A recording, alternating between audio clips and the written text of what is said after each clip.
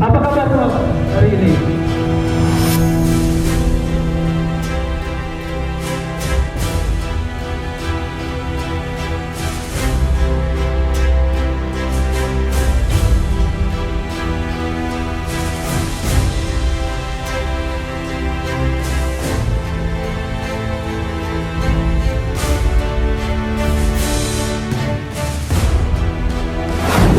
Sehat bersama Prof. Budi dan PT Avanza Indotani.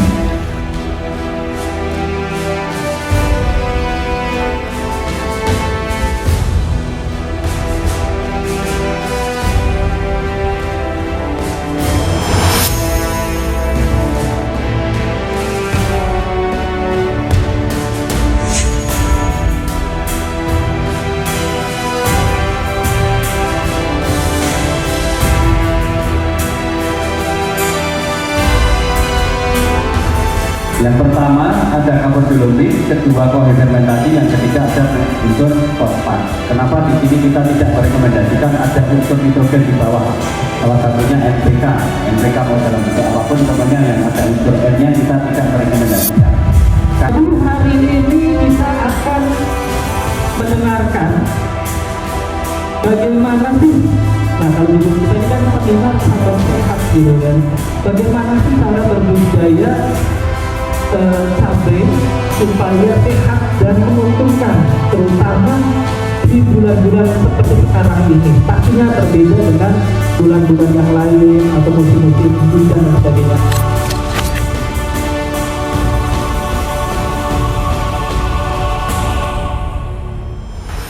Yang pertama ada kapodolomi, kedua kohermentasi, yang ketiga ada unsur fosfat. Kenapa di sini kita tidak merekomendasikan ada unsur nitrogen di bawah? Salah satunya NPK. NPK mau dalam bentuk apapun, pokoknya yang ada unsur N-nya kita tidak merekomendasikan. Karena salah satu faktor turunnya pH tanah itu dari unsur N. Jadi kalau unsur nitrogen ditaruh di dalam bedengan, alhasil apa? Kondisi tanahnya itu nanti jadi asam, karena sifat dari nitrogen itu asam.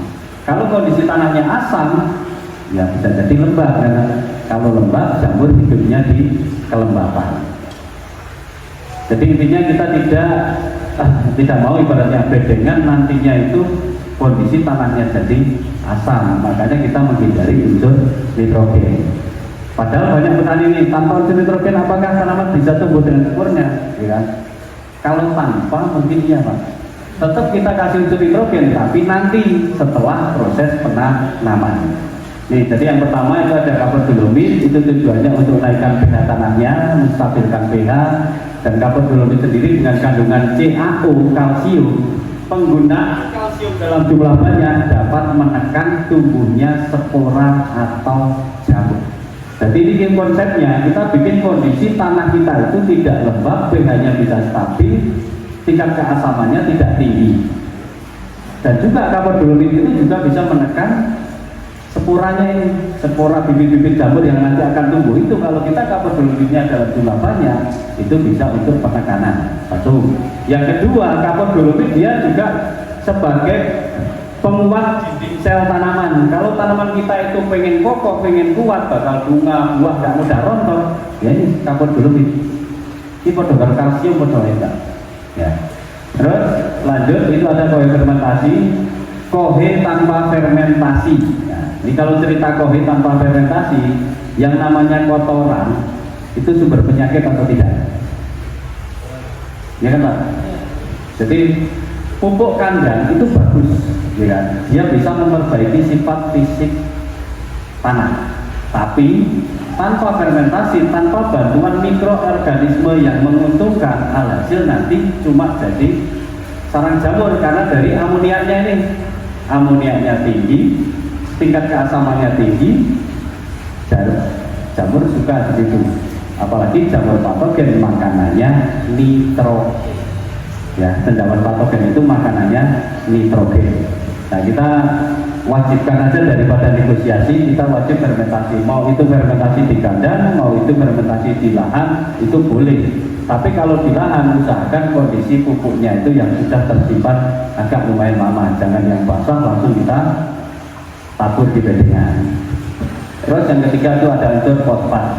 Mungkin kalau di daerah Purwodadi ke timur sampai Blora itu unsur fosfat tidak terlalu banyak dibutuhkan. Tapi khususnya di daerah sini kondisi tanah kita itu sangat miskin unsur hara fosfat. Maka kita kasih unsur hara fosfat. Apalagi manfaat dari unsur fosfat selain merangsang sistem perakaran batang bunga. Kalau pengen akarnya itu banyak, akarnya kuat, ya dari unsur fosfat. Batangnya gede, fosfat. Bakal bunganya itu bisa double-double, bisa banyak, percabangannya banyak, ya unsur fosfat. Nah ini 3 bahan ini kita tabur untuk dimulai dengan pertama kapur dolomit, terus fermentasi dan unsur fosfat. Kebutuhan per 1000 meter persegi kapur dolomit 30 sak di dataran rendah. Kalau dataran tinggi bisa separuhnya 15, karena kondisi tanah di dataran tinggi, tanah teraseri mungkin tuntas, dia kelembapannya nggak begitu tinggi. Terus kohe fermentasi di dataran rendah 20 sak kemasan 25 kilo, kira-kira 2 kintal sampai 2 kintal setengah kebutuhannya per 1000 meter persegi. Kalau dataran tinggi itu bisa dikalikan 2, berarti antara 4 kintal sampai 5 kintal. Kenapa kohenya yang dibanyakin? Karena kondisi tanah di dataran tinggi itu jenis tanahnya jenis tanah poros, dia daya simpan airnya kurang. Kalau tanpa kohe dia mudah kering, nanti tanaman bisa berkembang. Terus yang ketiga itu ada unsur fosfat, kebutuhannya 1 sak kemasan 50 kilo per 1000 meter persegi atau 1 rok. Lanjut. Nah, setelah kita tabur ketiga bahan itu, mulai dari kapur dolomit, pupuk kandang, fosfat, kita uruk jadikan bedengan. Kira-kira urukannya berapa senti? Itu 15 senti. Kalau kurang dari 15 cm, pupuknya langsung akarnya langsung kena pupuknya. Jadi tujuannya kenapa kok ini kok harus diuruk agak tebel? Biar pupuknya nanti sudah mateng, akarnya sudah siap untuk konsumsi pupuk dasarnya. Karena sifat dari pupuk dasar itu sebenarnya cuma sebagai cadangan makanan. Lanjut ke ukuran bedengan. Nah, ini ideal yang kita rekomendasikan itu jarak antara bedengan 1 meter, tinggi bedengan 50 cm, lebar bedengan antara 80 sampai 1 meter. Ini tujuannya biar nanti itu kalau ada penyusutan, dan apalagi ini di foto itu padat ya, padat, kita bentuk kotak padat itu ada alasannya semuanya. Kalau padat, biar nanti begitu kena hujan itu nggak nyusut. Kalau kita bikin kotak, kata Mas Kampret ini Mas Kampret jadi kata Mas Kampret itu nek ngocori ben ora bablas ya. Jadi kalau kita ngocor, pupuknya itu bisa diem di situ Pak, nggak larut ke bawah itu ya, dari kalau kotak. Tapi ya harus padat, kalau kotak kalau nggak padat ya. Lanjut. Ini pemasangan mulsa, lanjut.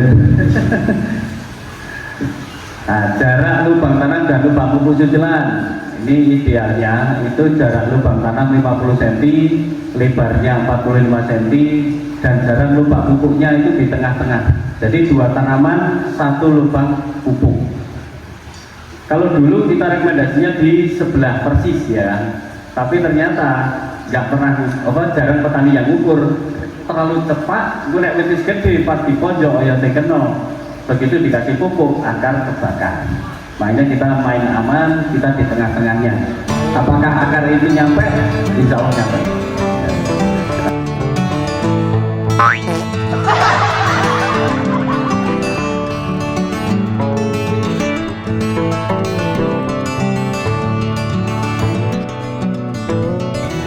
Makan nasi oplosan sama buah-buahan gimana dan masuk enggak?